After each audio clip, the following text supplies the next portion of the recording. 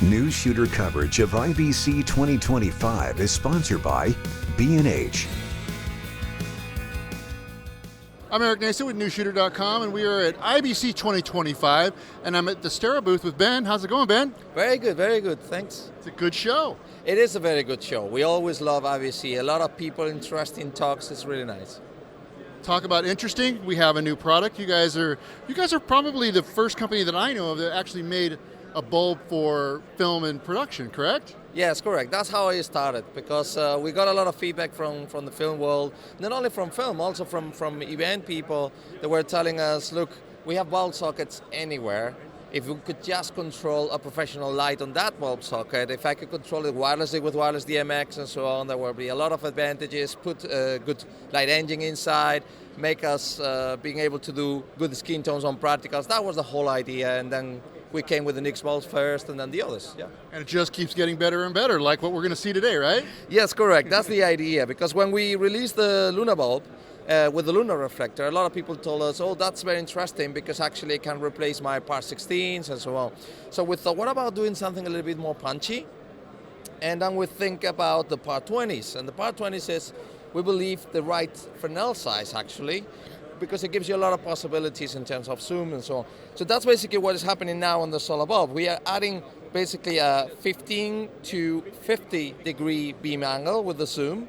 So you can go with the same fully functional Fresnel quality of a quick spotter or quick punch. You have exactly the same thing, but in a bulb, right? So you have a good beam distribution, you have good shadows, and quite punchy, to be honest, especially when it's a narrow spot. So of course, wherever you have a bulb socket, now you also have a Fresnel.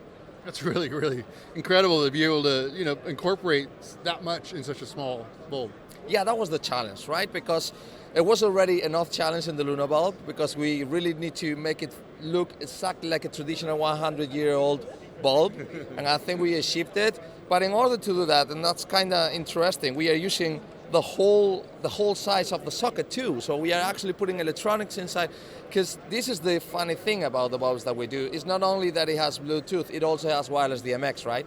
So we need to fit a lumen radio PCB inside. We need to have a full functional transmitter inside, and then on top of that, because you guys asked for, then we need to put the Bluetooth and Wi-Fi, infrared, and high-frequency radio, so you can use an Astera box and so on.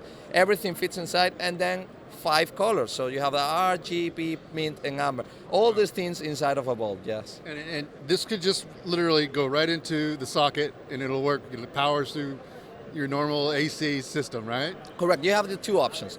So you can go AC, which is how most of the people will use it, or you can go DC, because we have a DC connector in there. The advantage of using it in DC is that you can mount it on the power station, which is actually included with the kit, and then you have a very easy way to prep the bulb. So now you have a display directly, so you can set your DMX address, put any profile that you want, or apply any color that you want. If you don't want to use any of this, then you can always use the hardware button. It has also a hardware button, and by pressing different times, you have different color presets in there, or you can use a remote. But yes, most of the time, the people is going to use it in AC, and we have 3 options for that.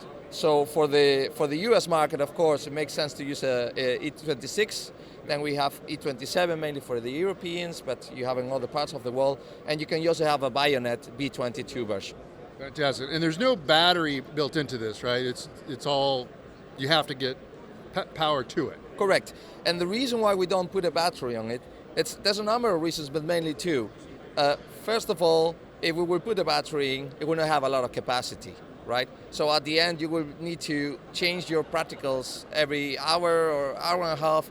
If you got a lot of them, that's a lot of time loss on set. Correct. And the whole thing about Astera, our DNA is the speed. That's what Astera is about, like speed on set, because that's what the most expensive part is the time that it takes to set up something, right?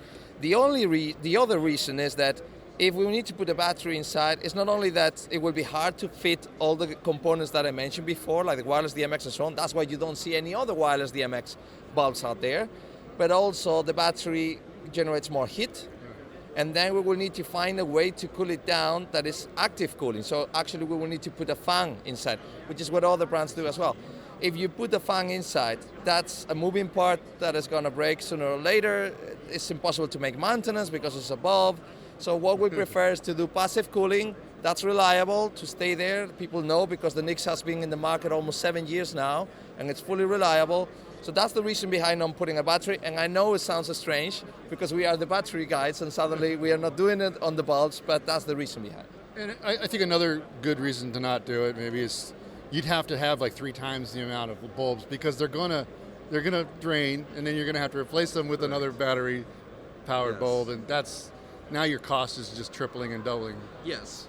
And we thought that, if you want the battery, it kind of makes more sense to do something like this, like the power station, because it has an airline track, you can mount a clamp, you can do whatever you want, you can hide it in a fake ceiling, which is one of the main applications of this, right? We imagine, and that's what the users tell us, a lot of people doing fake ceilings, to replace downlights, to emulate downlights, and then what happens on top of the ceiling, you don't care, you can mount a battery there and so on. That's reliable. This can last a lot of time, and then you can replace it for another one and the bulb is in the same place. This kind of makes more sense that removing the bulb, going somewhere, plug it in, that's how we feel about it. So tell me about what is the actual wattage output of the fixture, or of the light bulb itself? Yes, this is the power draw is 15 watt, but as always happens with the LED world, what does that mean, right? Correctly, so the equivalence is 50 watt tungsten part 20, so that's the reference. So everyone understands more or less what that means. So it's quite punchy for a bulb. It doesn't intend to be 150 Fresnel or anything like that, right? It tends to be something else, but what we are seeing here, that's what we are showing in this experience set, is that everyone realizes how good a Fresnel is. And I tell you, that was not the initial idea at all. We didn't do the Fresnel to be a Fresnel. We did the Fresnel because, especially in the event world, those guys don't want to play with filters, You lose the filters. You change a filter, where is the beam angle now, where is it? And the beam doesn't look nice. If you're going to use something like this, you're going to use it very close to talent or very close to an object, and therefore you want perfect color reproduction right after the lens. And I need to tell you, we try all kinds of lenses, all kinds of optical designs. It's fun to say, but there's nothing better than the old Fresnels. So that makes a lot of sense. I know a lot of LEDs they were a challenge to make a good Fresnel, so now you're kind of beating that challenge, right? Yeah, well, we got quite good at designing Fresnels because of what happened in Astera before this, right? Yes. So first we did the Leo, then we did the Pluto, now we have the successful quick spot and quick punches. So we got quite good at the Fresnel system, at the optical system, and we made it very efficient. So that was one of the main targets here.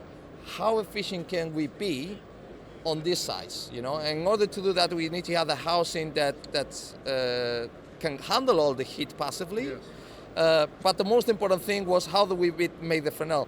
That's why this was a very big challenge for us. Because in the Luna bulb, it needs to look like a perfect traditional bulb, but we have some tricks, like you remove the dome and so on. There's no tricks here. You really need to fit a perfect optical system inside. You need a distance to do that. That's how the LED works.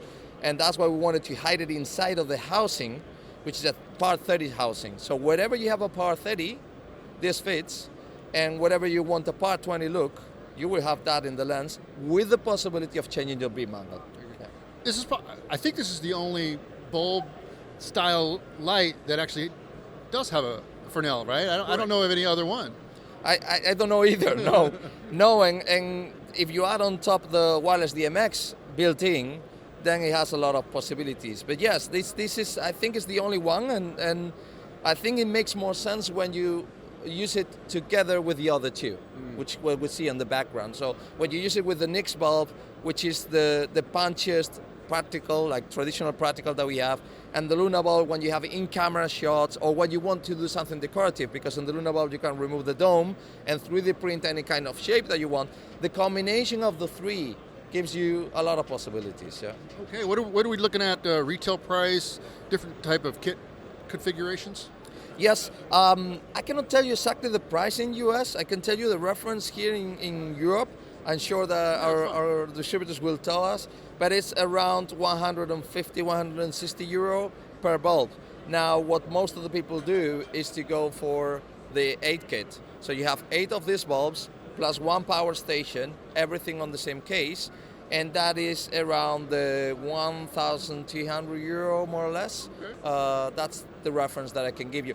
And there is a story behind as well, because the fact that we have a lot of innovation by introducing a high performance optical system inside of a bulb makes us worried a little bit, because we thought, okay, if we do something very expensive, then what's the point of having such a high performance system into a bulb? Nobody will like it. Right. And we talked to a lot of users about it, and a lot of users tell us, look, the advantage of this is when you have them in quantities. You know, when you have 40 of them, 50 of them, then you can do a lot of things.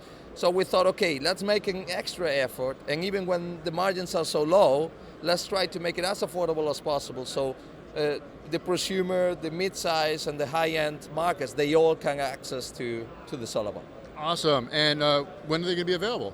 Well, actually, we are shipping in 2 weeks from now. Very good. So it's actually right there. I think distributors are soon going to receive the first demos.